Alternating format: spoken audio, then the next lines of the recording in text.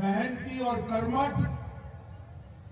त्रिपुरा प्रदेश Bharatiya Janata party के अध्यक्ष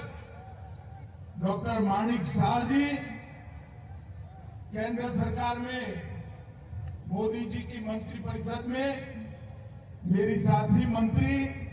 बहन प्रतिमा भोगी, जिष्णुदेव बर्मन जी, हमारे प्रभारी भारतीय जनता पार्टी के और सांसद विनोद सोनकर जी, यहां पर उपस्थित